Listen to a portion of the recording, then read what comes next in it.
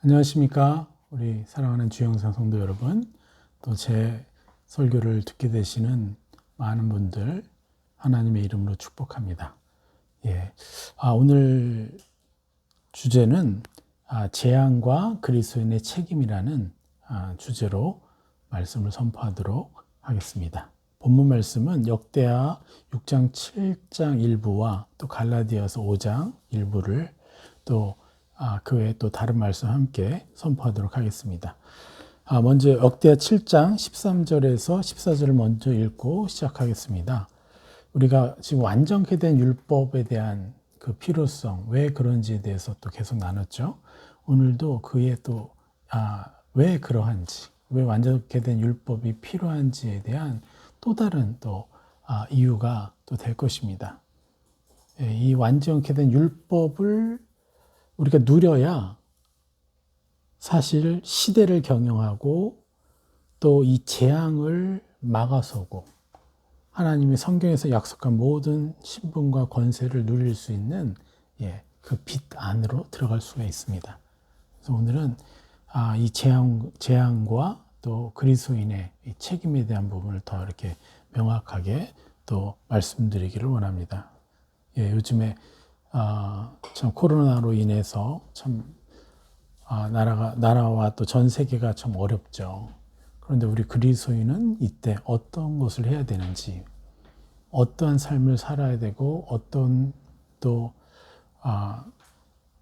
하나님의 뜻 가운데 들어가야 되는지 우리가 집중해야 될 것을 여러분 함께 나누기를 원합니다. 자, 역대하 7장 13절, 14절을 읽겠습니다.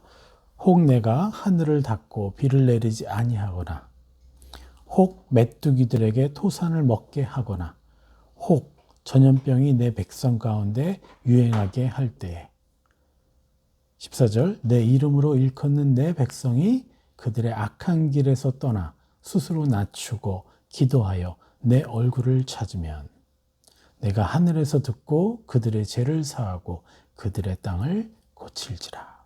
이렇게 하나님이 솔로몬에게 자신의 약속을 선포하십니다. 자, 13, 14절 또 이 후의 구절의 주제는 뭐냐? 바로 재앙과 하나님의 자녀로서의 책임에 관한 말씀이죠. 그런데 이것은 뭐예요? 우리 이제 이미 그 전절에 6장에 솔로몬이 하나님께 기도했던 내용에 대한 응답이라는 것이죠.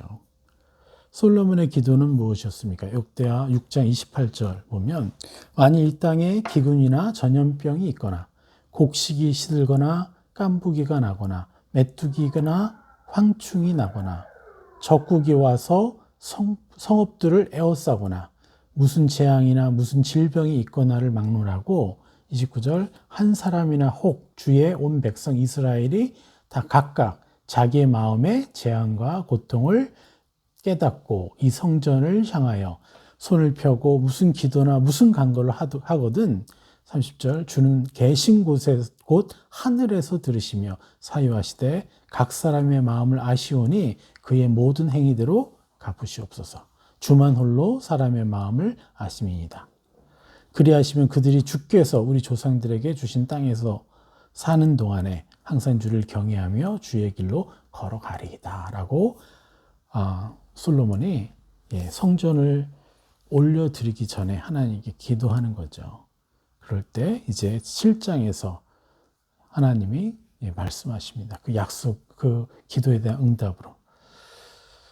6장 28절은 황충이 나거나 적국이 나서 와서 성읍을 에워싸거나 무슨 재앙이나 질병이 있거나 막론하고 전염병과 기근이 이 땅에 있거나 이런 것들이 지금 사실 솔로몬 때부터 지금까지 계속해서 반복되어 왔었던 것이죠. 그런데 여기서 중요한 것은 13절에 이 전염병, 우리가 잘 알죠. 지금 코로나19죠. 바로 이 팬데믹의 상황입니다. 어떤 전염병이 코로나 이전에 있었습니까? 전염병은 데베르라고, 이 이제 히브리어로 데베르라고 얘기하는데, 단어인데, 역병이고 전염병이고 또 예전에 또 패스트, 흑사병이 또 그것에 속했고 지금은 코로나19로 또, 예, 확장되었죠. 또 앞으로 코로나19가 끝나면 또 어떻게 될지 또 모르죠. 어떤 것이 나올지. 그런데 여기서 이렇게 얘기합니다. 혹 내가 하늘에 닿고 비를 내리지 아니하거나 이렇게 얘기를 해요. 그거는 뭐예요? 비를 내리거나 내리지 않거나 비를 아예 많이 내리시거나 이걸로 지금 난리죠. 중국의 이 비옥한 땅의 이 곡창지대의 절반이 지금 물에 잠겨서 지금 수확을 할 수가 없는 그런 이제 상황이 됐죠. 아무튼 이래서 뭐 쌀값도 올라가고 모든 거 올라가고 비를 많이 내리시거나 어떻게 해요? 비를 내리지 아니하시거나 그래서 혹 이렇게 말씀합니다. 또 두 번째 혹 메뚜기들에게 토산을 먹게 하거나 지금 메뚜기 떼들이 난리죠. 유튜브만 치셔도 여러분 아시게 될 거예요. 이 메뚜기들이 얼마나 많은 그 토지와 그 농산물을 먹고 있는지. 제가 살았던 지역에서는 오리 부대를 수십만 마리를 준비를 해놨었어요. 그 천산산맥을 건너오는 이 메뚜기 떼를 잡아먹게 하려고. 그런데도 부족했죠. 어쨌거나 이 전쟁이죠. 이것들이 그냥 뭐죠? 밭이나 옥토로 들어가면 뭐 뭐든지 다 먹어치우니까요. 그런데 세 번째 혹 이제 이게 정말 굉장히 중요하죠. 전염병이에요. 혹 전염병이 내 백성 가운데 유행할 때 부자들은 뭐죠? 비를 내리지 않아도 또 메뚜기가 토산을 먹어도 사실은 이제 그 피해가 덜하죠. 그런데 전염병은요. 지금의 전염병은 누구도 쉽게 안전하다고 말할 수 없는 거죠. 그죠? 여기서 이 전염병이 유행할 때 이렇게 말씀하시죠. 그럴 때 어떻게 하라고요? 바로 내 이름으로 일컫는 내 백성이 그들의 악한 길에서 떠나 스스로 낮추고 기도하여 내 얼굴을 찾으면 내가 하늘에서 듣고 그들의 죄를 사하고 그들의 땅을 고칠지라. 여러분 지금 뭐라고 말씀하십니까? 세 가지의 이 재앙을 보여주시면서 혹 전염병이 있거나 혹 비를 내리지 않거나 혹 메뚜기들을 보내거나 어쨌거나 이러한 세 가지 중에 하나만 돼도 누구에게 지금 이 책임을 물으시는 거예요? 이 모든 것들을 바로 교회에게 묻는 것이고 하나님의 사람들에게 묻는다는 것이죠. 그래서 14절에 내 이름으로 일컫는 내 백성이 하나님의 사람들이요. 세상 사람들이 아닙니다. 하나님의 사람들이 그들의 악한 길에서 떠나 그랬습니다. 그들의 악한 길에서 떠나라는 말은 무엇입니까? 여기서 왜 재앙을 주셨는지에 대한 원인이 나오는 거죠. 바로 하나님의 교회와 하나님의 백성이 악한 길에 안에 있었기 때문에 그 악한 길에서 떠나지 못했기 때문에 그 원인 때문에 하나님께서 이 재앙을 보내신다라는 것입니다. 이해가 되시죠? 그래서 우리는 세상과 기후와 뭐 이 다른 어떤 것들 아니면 뭐 중국에서 바이러스를 만들었다 못다 이거는 모르죠. 어쨌거나 그러나 그 모든 것의 최초의 원인은 뭐예요? 바로 교회다라는 거예요. 하나님 백성이 그들의 악한 길에서 떠나지 않았기 때문에 하나님이 그것을 인재건 천재건 하나님이 그것을 허락하셨다는 거예요. 하나님 주권 아래. 그래서 우리가 누구를 탓하고 지금은 수많은 사람들이 거짓 뉴스를 만들어내고 어떤 게 진리인지 몰라요. 진짜인지. 어떤 것이 사실인지. 무조건 자기네가 유리하도록 하기 위해서 다른 사람들을 어떻게 해요? 모함하는 일도 있어요. 여러분 예전에 흑사병이 발발했을 때 그 흑사병이 발발하니까 어떻게 해요? 그 군주들이나 교회가 자기네들의 어떤 책임과 자신의 잘못들을 숨기기 위해서 유대인들이 우물에 독을 탔다라고 그렇게 소문을 내요. 이게 왜 그런 거예요? 바로 자기네 실정을 숨기기 위해서. 그 분노와 그 온갖 자기 자식이 이 패스트, 이 흑사병 때 죽어가고 가족을 잃어버리니까 그들의 분노가 얼마나 꽉 차 올랐겠어요. 그것을 해소시켜야 되는데, 그러면 사실 중세교회가 잘못한 거거든요. 하나님의 이름으로 너무나 잘못된 일을 했을 때 흑사병을 주셨죠. 그런데 그 분노를 돌려야 되는 거예요. 그들의 인간적인 시야로. 하나님의 주권 안에서 우리가 잘못했군요. 그 길에서 떠나야죠 하고 회개하고 하나님께 나아가지 않고 어떻게 해요? 그 화살을 유대인들에게 돌렸어요. 때마침 유대인들은 누구예요? 예수를 팔아먹은 민족이기 때문에 아주 합법적으로. 그래서 수십만의 그 유대인들이 학살당하는 거죠. 참 그 역사, 중세 역사 속에서 너무나 많은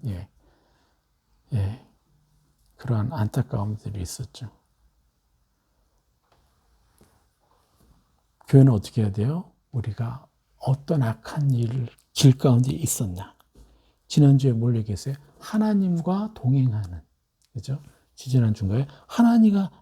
사단과 악한 길에 함께 서 있는, 고발하는 자와 함께 서 있는.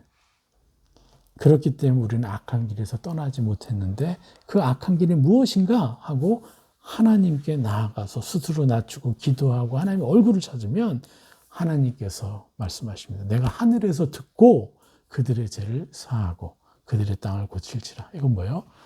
다시 하나님의 백성들이 세상의 빛과 소금의 역할을 감당해야 될 그 존재들이 하나님과 다시 하나님께 나아가 하나님의 말씀을 듣는 사람들로 세워질 때 세상은 어둠으로부터 회복될 수가 있죠. 여러분, 코로나나 전염병이나 이런 어떤 기근, 이 수많은 재앙이 나지 않으면 어떤 일이 벌어집니까? 하나님의 그 빛과 소금이 되어야 될 하나님의 사람들이 그 일을 온전히 하지 못하게 되면 세상은 더 악해지는 거예요. 그래서 남의 나라를 침범하고 싸우고 빼앗는 일들을 통해서 수많은 사람들이 죽어가요. 이게 다 누구의 책임이에요? 교회가 하나님의 형상을 보여주지 못하고 하나님의 삶을 살지 못하는, 하나님의 형상의 삶을 살지 못하는, 그래서 빛과 소금의 역할을 감당하지 못했기 때문에 더 잔인한 전쟁들이 일어난다는 것이죠.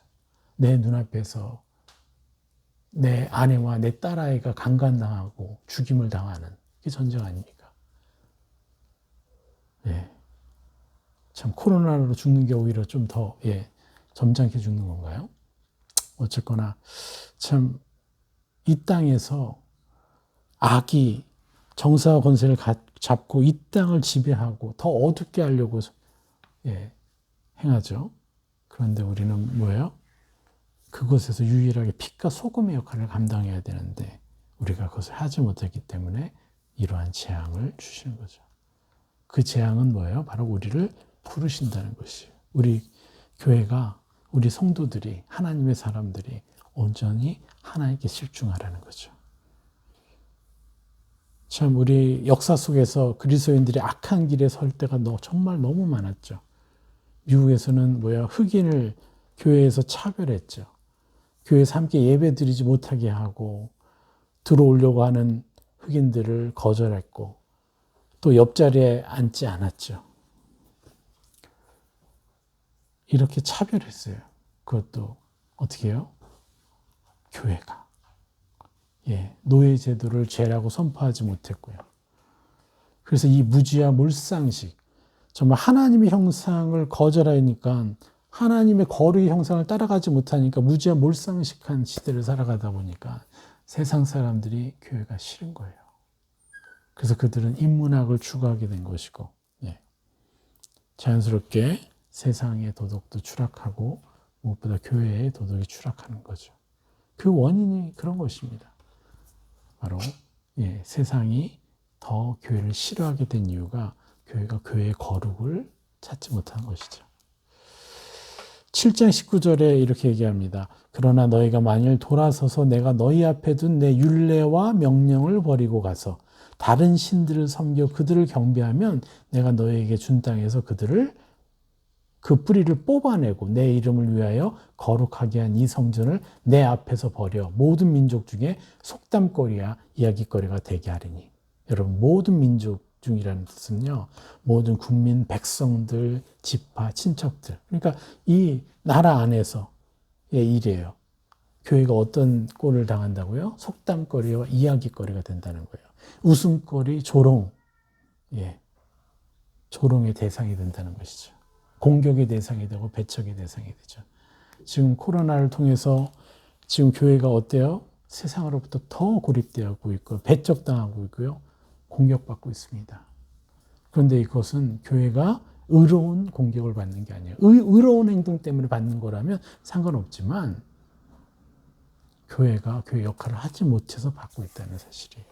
이게 너무 안타까운 겁니다. 분명히 알아야 됩니다. 교회가 세상으로부터 핍박받는 것이 아니라 조롱받고 있다는 것. 핍박받는 것은 의로운 것 때문에 핍박받아야죠. 우리가 잘못 행하고 있기 때문에 조롱받는 것이거든요. 이것을 여러분 명확히 하셔야 됩니다. 자, 그래서 하나님이 재앙을 내리시는 목적이 뭐라고 했습니까? 바로 교회가 악한 길에서 떠나라는 경고죠. 재앙을 돌이키게 하는 키가 누구에게 있다는 거예요? 믿는 자들에게 있다는 거예요. 그리스도인의 신분과 권세가 이 정도라는 것이에요. 우리 자신을 더 존귀히 여겨야 하는 또 다른 이유가 바로 이것이에요. 여러분 기억하십시오. 우리가 배우지도 못하고 어떤 잘난 것 없고 어떤 거 없더라도요. 우리 안에 뭐가 있어요? 키가 있다는 거예요. 세상에 축복을 가져다 줄 아니면 저주를 가져다 줄. 그래서 우리가 하나님 앞에 무릎 꿇고 기도하면서 이 세상을 하나님께 올려드리면서 어떻게 해요? 하나님 형상을 보여야 되죠. 여러분, 교회가 악한 길에서 떠나라고 분명히 말씀하시는 경고라고 했습니다. 뭐가요? 하나님이 재앙을 내리시는 목적이에요. 두 번째는 뭐예요? 스스로 낮추고 기도하여서 하나님 얼굴을 찾는 삶을 살라는 경고죠. 또 세 번째는 또 뭐겠어요? 교회가 그리고 성도가 원래의 본분, 부르심대로 살라는 경고죠. 그게 뭐예요? 성령의 열매. 교회의 부르심, 성도의 부르심이 뭐예요? 성령의 열매들을 맺는 삶이에요. 그것을 이 땅에서 살다가 이제 본향으로 돌아가서 이제 하나님과 영원한 삶을 멋지게 아름답게 살아가는 것이죠.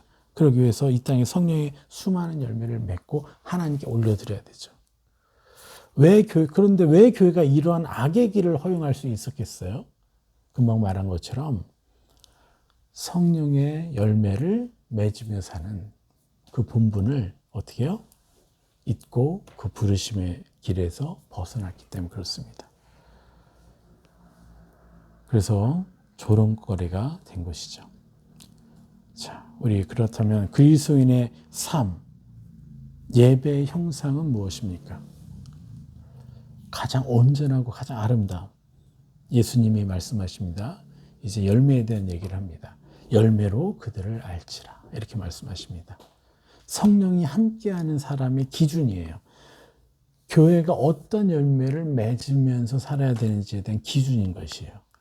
그래서 마태복음 7장의 15절에서 이렇게 얘기해요. 거짓 선지자들을 삼가라. 양의 옷을 입고 너에게 나오나 속에는 노략질하는 이리가 있다. 이렇게 얘기합니다.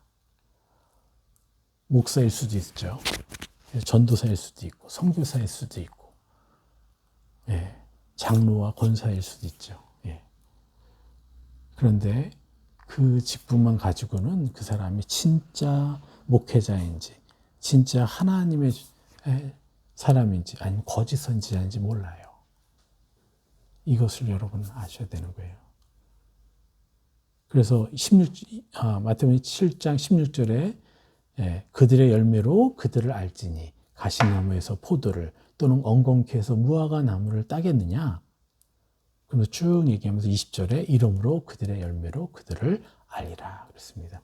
그들의 삶의 열매, 그들의 가정 안에서 나타나는 것, 그들 안에서 그 열매가 풍성하게 맺혀져야 된다는 것이죠.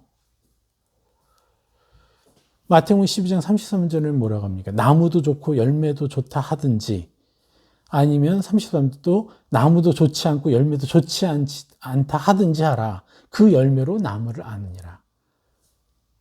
우리는 누구예요? 사단의 나무에 붙어 있는 자가 아니라 하나님에게 붙어 있는 자예요. 그래서 하나님의 형상이 나와야 되는데 하나님의 형상보다 어둠의 형상이 생각보다 많이 나오고 있다는 거예요. 그러니까 세상이 교회를 조롱하는 것이죠.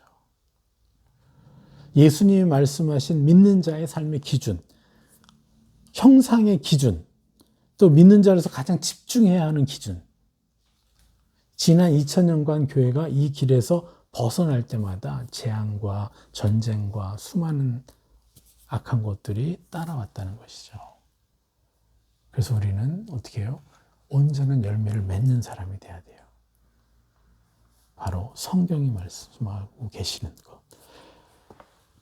우리가 하나님과 제대로 된 만남, 예배를 하고 있다고 여러분 얼마나 확신을 갖고 계세요? 여러분은 얼마나 하나님과 제대로 된 만남을 하고 있습니까? 제대로 된 예배를 드리고 있어요. 그 증거물이 무엇입니까? 이것을 지금 성경에서 말씀하고 계신 거죠. 첫 번째는 뭐예요? 열매 맺는 것이 정상이다라는 거예요. 반드시 하나님의 사람이라면, 하나님과 제대로 만나고 있다면 열매가 맺어져야 되는데 열매가 맺어지지 않아요. 나를 통해서 예수님 믿는 사람들이 없어요.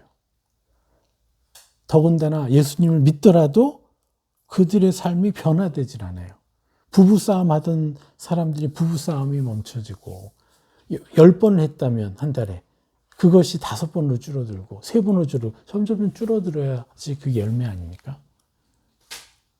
네. 그리고 남들에 대해서 미워하고 남들에 대해서 욕하고 남들에 대해서 이렇군저렇고 뒷담화하던 사람들이 이제는 어떻게 해요? 그런 소리를 입을 닫고 그들을 축복해주고, 네, 가정 안에서 수많은 것들이 또 회복이 되는 거죠. 그래서 요한복음 15장 2절에는 물은 내게 붙어 있어 열매를 맺지 아니하는 가지는 아버지께서 그것을 제거해 버리시고, 또 4절에 수술 열매를 맺을 수 없음 같이 너희도 내 안에 있지 아니하면 그러하리라. 그러니까 우리가 하나님과 제대로 된 만남을 해야만 열매를 맺는다는 거죠. 그럼 우리가 왜 열매가 나지 않아요? 제대로 안 되고 있다는 것이죠. 이것은 여러분들을 지적하거나 여러분들을 질책하는 게 아니라 당연한 삶인 거예요. 그래서 우리가 그러한 삶을 살 수 있다라고 얘기하는 거지 결코 질책이 아닙니다.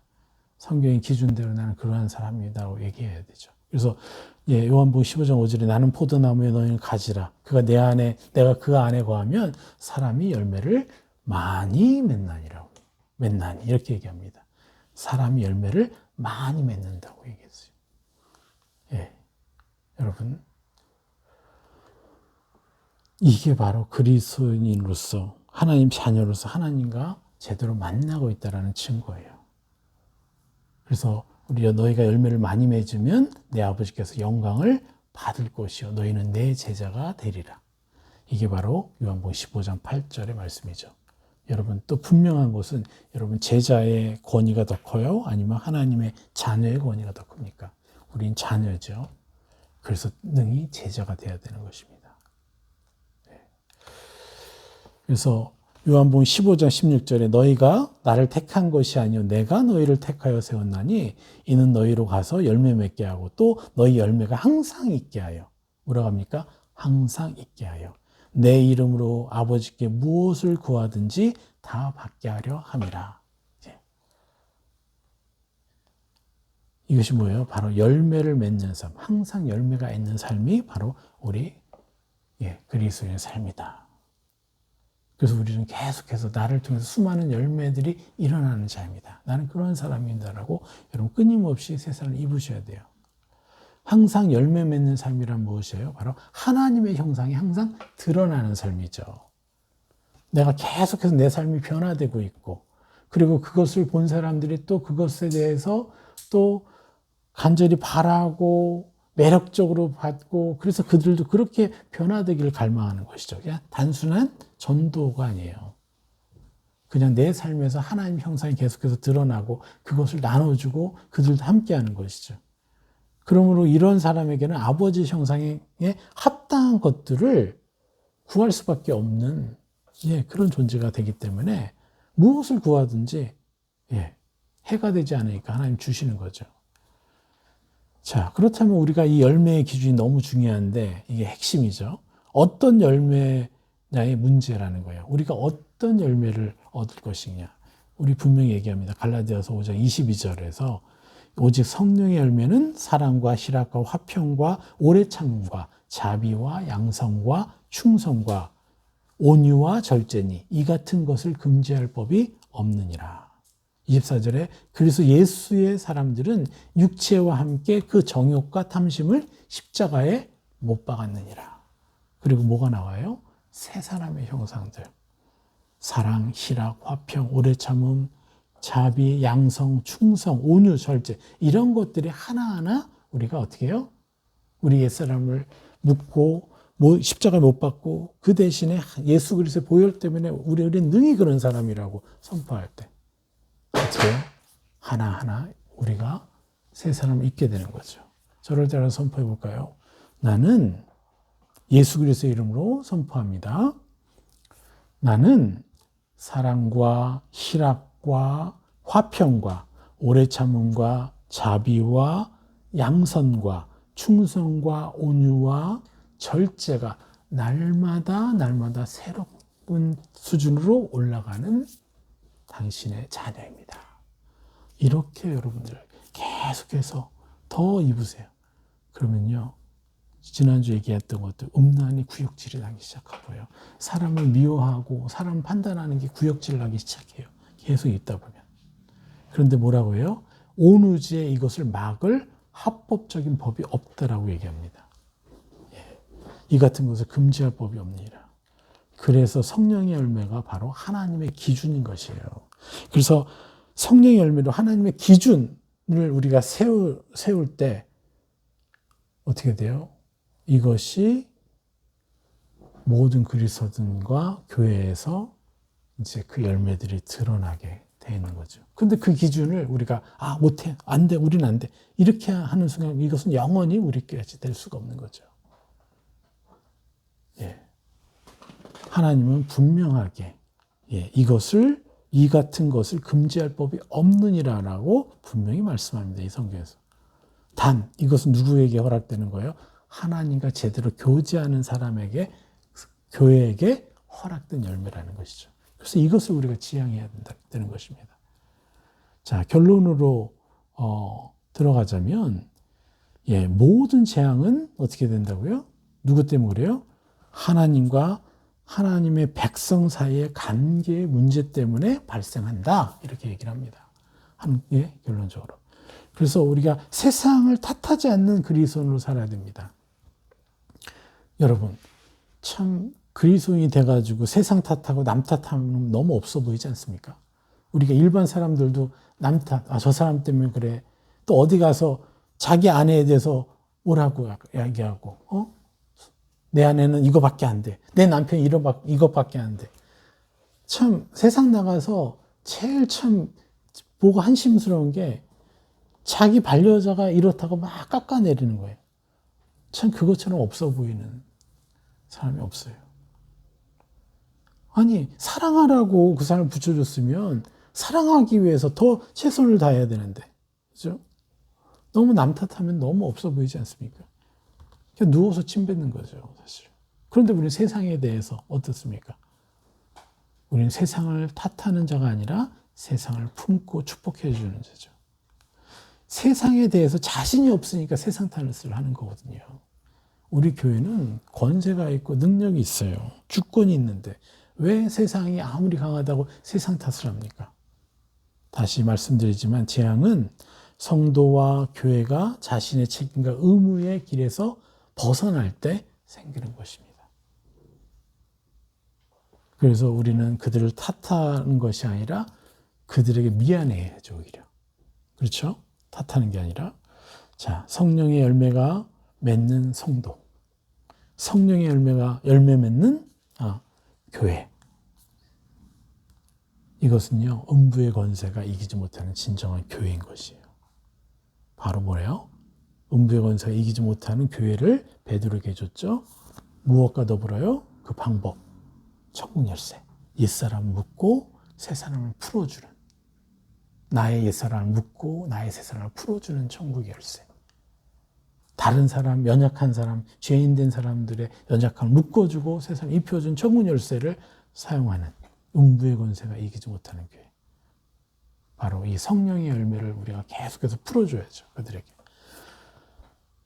그래서 이러한 교회들은 바로 세상을 어둠으로부터 지켜내는 교회고, 세상을 빛으로 정복하는 교회고, 특별히 성령의 열매의 특성이 뭐예요? 사랑이 기본이라는 거예요. 세상을 그저 긍휼과 사랑으로 축복하는 거죠. 빛으로 다스려줄 수밖에 없는 거예요. 미워하거나 탓하는 것이 아니라. 오히려 우리 어떻게 해야 된다고요? 세상에 재앙이 왔을 때 우리는 미안해야 하고, 대신 세상에 우리가 사과를 해야 돼요. 우리가 더 거룩하지 못했습니다. 우리가 더 기도하지 못했습니다. 이렇게. 그렇게 할 때, 교회가 다시 세상 사람들의 마음을 얻을 수가 있는 것이죠. 자, 우리 세상만을 탓하고 좌파우파를 따지고 미워한다. 이게 바로 세상의 논리 속의 진리가 갇히는 엄청난 저주인 거예요. 너무 많은 분들이 이걸 모르시더라고요. 세상을 탓하고 좌파우파 따지면서 사람들 좌파니까 미워하고 우파니까 미워하고 서로 그렇게 하는 것은 세상의 논리에 진리가 갇혀버리는 거예요. 이런 것이 뭐예요? 지금의 이런 것이 예전에 우리가 어떻게 흑인들을 교회에 못 들어오게? 그때도 그들에게 이러한 논리에 묶였기 때문에, 세상 논리에, 그 시대의 논리에 묶였기 때문에 흑인과 노예를, 백인을 분리한 거예요. 그게 좌파 우파를 분리한 거랑 똑같은 거예요. 흑인들과 옆 좌석에 앉지 못하고, 시대마다 다른 논리인 것 같지만요, 그 뿌리가 같은 거예요. 사람을 차별하고 사람을 존귀 여기지 못하는 거예요. 하나님을 사랑하지 못하게 하고, 이웃을 사랑하지 못하게 하고, 원수를 사랑하지 못하게 하는 사단의 교묘한 괴계인 거죠. 이것은 진리가 아니라 바로 종교 생활로 전락되었다는 증거라는 걸 분명히 이해하십시오, 여러분. 우리는 원수까지도 사랑하라는 완전케 된 율법을 가진 자입니다. 완전케 된 율법이 절대적으로 필요한 이유인 거죠. 여러분, 본헤퍼 아시죠? 좀 존경하는 목사님인데, 그가 2차 세계대전 발발 후에 죽음을 각오하고 어떻게 해요? 독일로 돌아갔죠. 왜요? 미친 자, 히틀러에게 운전대를 맡길 수 없다고. 그래서 히틀러를 암살하려고 독일로 들어갔지만 끝내 잡혀서 어떻게 해요? 사형당했죠. 참 훌륭한 분이시죠. 사회의 아픔에 참여하고. 그런데 여러분, 완전케 된 율법은 사실은 본헤퍼처럼 하는 것이 아닙니다. 완전한 율법은 이렇게 말할 겁니다.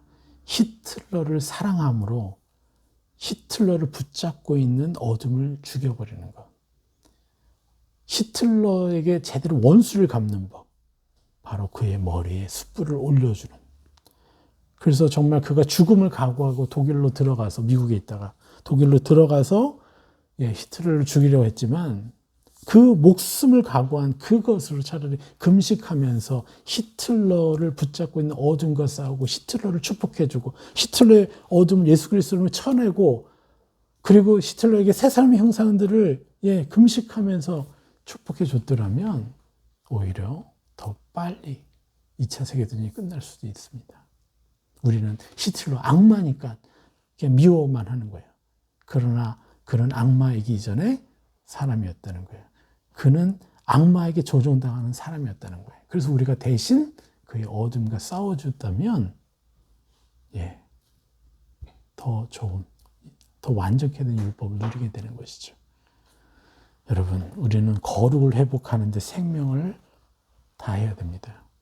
하나님의 자녀는 마땅히 어떻게 해요? 세상을 탓하는 것에 집중하지 말고, 우리가 세상의 빛과 소금 역할을 못하고 있는, 특히 하나님의 형상의 열매들을 맺지 못하고 있는 이것에 그래서 완전케 된 율법을 향유하지 못하는 것에 대해서 회개해야 되는 것이죠. 이것에 집중해야 됩니다. 회개는 뭡니까? 히브리어로 슈브, 하나님께 돌이키는 것이고, 메타노이아, 헬라어로 생각을 바꾸는 것이죠. 그저 슬퍼하고 정죄감에 빠져서 나를 정죄하고 누구를 미워하고 탓하는 것이 아니에요. 자신을 하나님의 자녀의 형상이라고 성령의 열매의 그 수많은 아름다운 것들을 나라고 인정하는, 이게 회개인 거죠. 그러면 어떻게 돼요? 하나님의 사람들이 세상 사람들 보기에 참 아름다운 사람이 되는 것이죠. 그래서 성령의 열매 하나하나를 입는데 최선을 다해야 되는 것입니다. 모든 에너지를 사용해야 돼요. 그렇게 될 때 어떻게 돼요? 재앙이 우리 의로운 우리를 통해서 재앙이 멈춰지게 돼요. 그리고 이 의로운 사람들이 더 많아지면 재앙이 이 세상의 근처에도 얼씬거리지 못하게 되는 것이죠. 이게 바로 뭐예요? 하나님의 사람입니다. 그래서 재앙은 뭡니까? 교회에 속한 것이에요. 교회의 원이라는 거예요. 그래서 우리 그리스도인들 더욱더 겸손하게 세상에 미안해하면서 우리가 더더욱 우리가 새 사람의 형상들을 입고 완전케 된 율법을 누리는데 최선을 다해야 되는 것입니다. 이게 시대를 경영하는 그리스도인인 것이죠. 여러분, 우리가 이런 수많은 사람들을 회복시킵시다. 끊임없이 원수를 사랑하고 그들을 축복합시다. 승리하십시오. 오늘 말씀 여기까지 전하겠습니다.